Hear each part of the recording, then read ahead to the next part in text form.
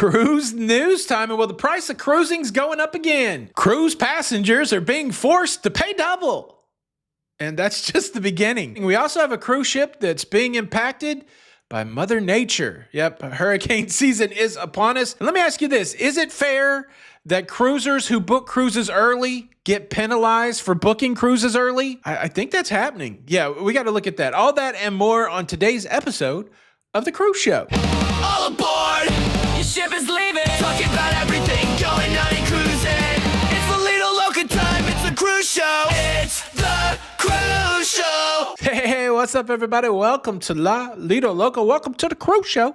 I am your host, Tony, here to talk you through everything going on in cruising. It's everything going on in cruising. It's for your face on a Friday the 14th of 2026. And well, it's time to go. It's time to go to Mexico. Oh, Mexico. You sound so sweet.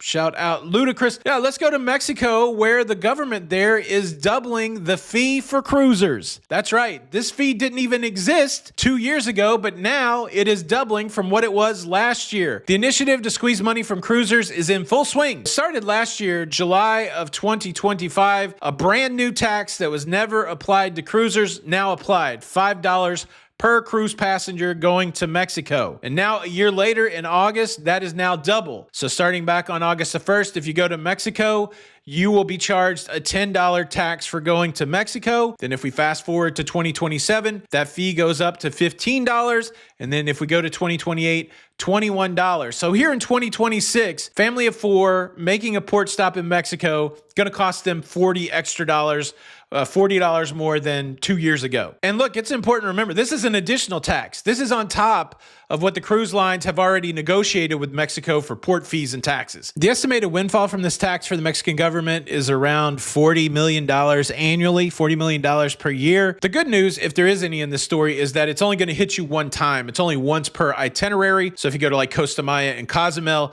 you're only going to be hit with the tax once. The other thing to note here is the cruise line will be paying this tax to the government of Mexico, but they also will be collecting that tax from you. It's not like the cruise lines are going to absorb this. This means that as time goes on, cruises to Mexico will be more expensive. And look, I get it. It's a trend that we've seen since cruising has returned after the shutdown. Cruising is booming. More people than ever are going on cruise vacations.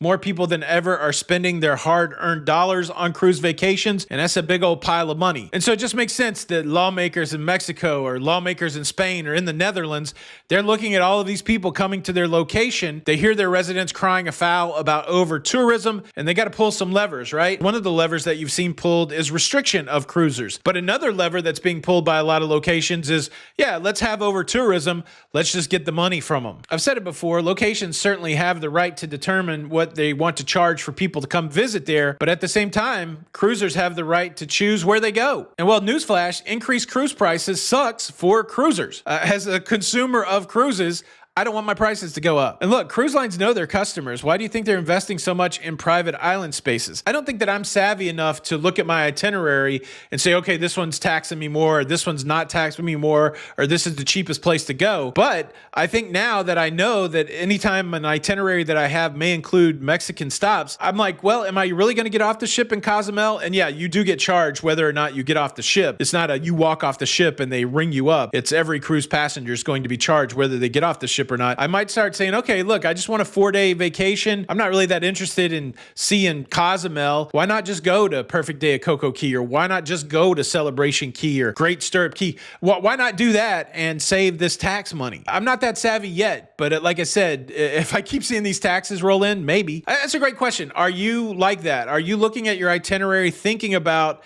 the additional costs that may come through port fees and taxes, especially if you know that there's a new one out there? Do you think that will play into your booking decision? I bet you the cruise lines are tracking that. But yeah, I don't know. I'd love to hear what you think. Leave a comment below. Man, I am fighting the cruise blues, but fortunately, my mini cruise break is almost over. So I've started preparing for my next journey on the sea. A lot of of times when people go cruising, they like to take multiple outfits. Well, I like to take multiple colognes, and really that's kind of hard to do if all you have are these big clunky bottles of cologne or perfume. That's why I'm thankful for the sponsor of today's episode, Scentbird. Scentbird is a monthly fragrance service that allows you to choose from over 900 different scents to hone in on your signature scent, but also to give you variety. Variety for when you do things like go cruising. Variety is a big benefit of Scentbird, but one of my favorite benefits is portability.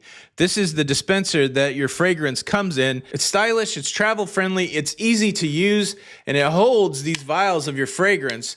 Gives you about 30 days in one vial. Each fragrance comes with one of these scent cards, which kind of breaks down what you're getting. I got 4 fragrances this month. Let's take a closer look at Ocean Noir, Marine Mist, Tangelo, Black Coconut, Sea Kelp, Amberwood. Like to hit a little under each wrist, around the neck, front of.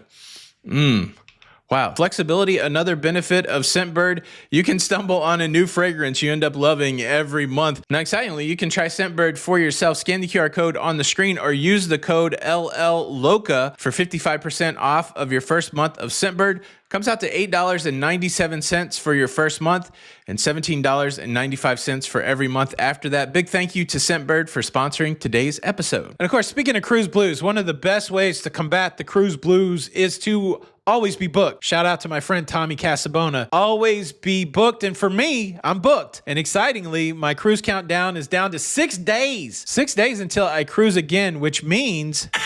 This kid is going on a cruise. This kid is going to set sail. This kid is going on a cruise. Watch me shake the tail.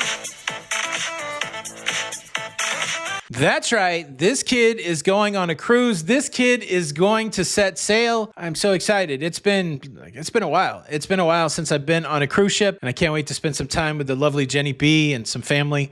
On the high seas. On the high seas. All right, now let's talk about some cruisers that were a little unhappy with their view from their ocean view cruise cabin. They made a mistake, honestly, is what I think. This is the view from their cabin. They're cruising in Australia, and you can probably make out through the lifeboat the Opera House there in Sydney. They're upset because they booked an ocean view cabin, and when they got to the cabin, that was the view that they had, and they thought that this was not fair. As you get deeper into the story, you realize that they probably booked the worst cabin possible. It becomes a cautionary tale for the rest of us, and something important to remember, that if you're booking your cruise cabin for yourself, never book the guarantee cabin. This could have been avoided if they used a travel professional. The travel professional, I always recommend it because there's no fee. It doesn't cost any money to book with most travel professionals, and they're really good at putting you where you want to be, getting you the view that you want to get, and helping you avoid the traps like booking the guaranteed cabin. It's so easy to do if you don't know what you're doing. You go on the cruise line's website, you're sitting there, you're looking at, okay, I want an ocean view. I don't want the balcony, that's pricey.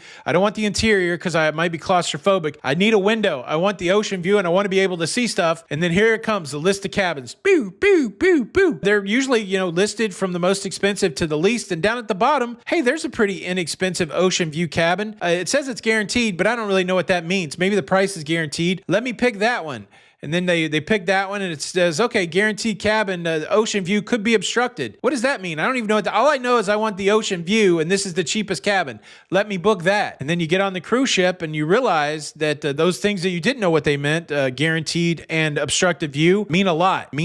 Now all of a sudden you can't see the Sydney Opera House, where if you just paid $40 more, you could have seen the whole Sydney Opera House. I guess the big tentpole here, the big takeaway is just never book a guaranteed cabin unless you absolutely understand what that means, because these people had a bad time, and I'm assuming it's because they just didn't know what they were doing on the front end. Like I said, another good reason to use a travel agent. If you need a good travel agent, you can use the same person we do. The same person that books our cruises could book your cruises. His name's Walter. He's from the Where's Walter Travel Agency. The information for Walter is in the description. Make sure you use the link there to get the best deal. And since we're talking about Australia, let's talk about the big move that Royal Caribbean is making, deploying 4 of their cruise ships to APAC, to Asia Pacific for the 2027-2028 season. This is good news for Australian cruisers. A lot of times our friends in Australia, they get a little bit of the short end of the stick. The 4 ships that they're putting toward this effort are the Anthem, the Ovation, the Voyager, and the Navigator of the Seas. They're going to be offering 2-night to 13-night sailings. Is Royal Caribbean the most strategic cruise line? It does seem sometimes that, Royal Caribbean is playing chess while others are playing checkers. We have seen other cruise lines back away from that Australian market. Has Royal Caribbean seen something that maybe they haven't? They're going to sweep in, get some of that sweet Aussie, oi lovin'. To me, this seems like nothing but good for Australians, good cruise ships, good itineraries, good length of cruises. But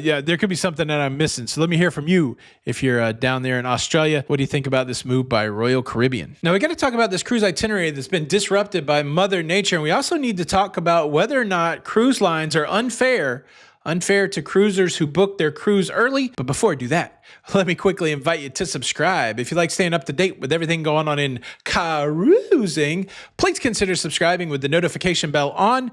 That way you don't miss out on any of these episodes. Now, let's talk about Mother Nature. Let's talk about the hurricane. We're right in the middle of the Jason months, the hurricane season, June, July, August, September, October, November. And we've got trouble on the West Coast. Norwegian Cruise Line's Pride of America cruise ship is making its way quickly back to Honolulu to stay out of the path of Tropical Storm Lala. Because of the return to Honolulu, they're in an interesting situation. Passengers can disembark if they want, but they can stay on the cruise ship, but essentially the rest of the cruise is canceled. There's also going to be an expected delay in the embarkation of the next cruise. Norwegian Cruise Line, of course, working with passengers to adjust travel plans and to account for the delayed embarkation. We had a live show just a couple nights ago, and somebody was asking what the downside of cruising during September was, I think to the Caribbean, and somebody popped in the chat and said hurricane season. I don't cruise during hurricane season. And because hurricane season is so long, I never really think about not cruising during hurricane season. The thing I said the other night, I think it's important to say here, cruise lines are all about the weather. They have their own staff of meteorologists. Of course, they work with the major weather agencies. And so they're constantly tracking these storms, and they're constantly adjusting the itinerary of their cruise ships so that you're not sailing in a hurricane. I think that's the misconception. Some people think, okay,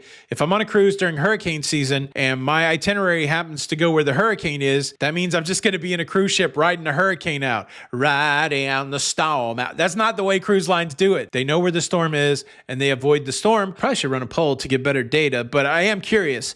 Do you avoid cruising during hurricane season? Let me throw this picture up real quick. It's from the Carnival Legend. A few days ago, we had the big solar eclipse, and several cruise ships around the world got themselves into the path of totality so that they could have fantastic pictures like this. I've always kind of poo-pooed the idea of going on a cruise during an eclipse. Like, I don't know if it would be that cool. I saw a ton of people on cruise ships on social media, and they were having, it seemed like life-changing experiences. People were emotional and tearful, and they were moved. And so it's kind of had me rethinking it. I think we've got another eclipse coming up either next year or the year after that. Solar eclipse cruise might be cool. I don't know. What do you think? Would you do something like this, or were you on one of these ships? Now, finally, check this post out here. This was posted on a Celebrity Cruise Line Facebook page. The post reads, "My wife and myself have booked on the Solstice, Sydney to Singapore. We got no OBC, and now we find the same cabin booking is available, $250 per cabin cheaper, with a $300 American onboard credit. This appeared after the cancellation cutoff period. This will be our 6th cruise with Celebrity Cruises. We sailed on the Edge in Feb 2026,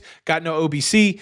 They said the price was too low to give us OBC. So what will their excuse be this time? So much for Captain's Club and all that crap." So these folks are obviously disgruntled, but the scenario is pretty straightforward. So they went looking to see what the price of their cruise was after the final payment date of their cruise. And now they're finding that the prices, as it gets closer to the cruise date, are less than what they paid, and they're incentivizing people to book this cruise by giving onboard credit. Now these folks are booked and they've paid off their cruise, and they're like, well, how come I can't get myself a cheaper cabin and get myself an onboard credit? And I do think that's a valid question to ask, but unfortunately, that's just not the way cruising works. Cruising is a supply and demand business. When bookings for a cruise opens, sometimes those are pretty good rates, and those rates will hold depending on how many people book the cruise. But as you get closer and closer to the cruise date, if the ship is way booked up, if a lot of people are still trying to book the ship, then the cruise price will go higher. If the ship isn't booked up, if there's still a lot of vacancy on the cruise ship, the cruise price will go lower. And in the case where the cruise price goes lower, not only do you get a lower cruise cruise price,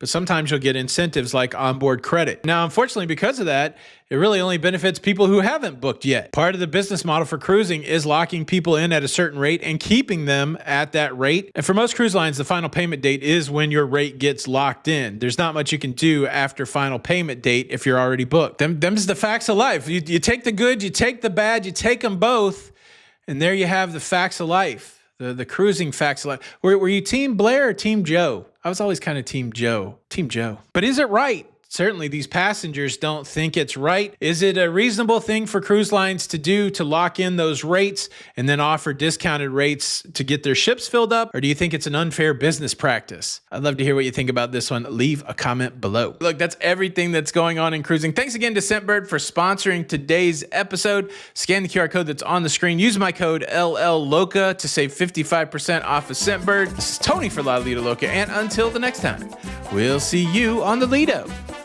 Bye.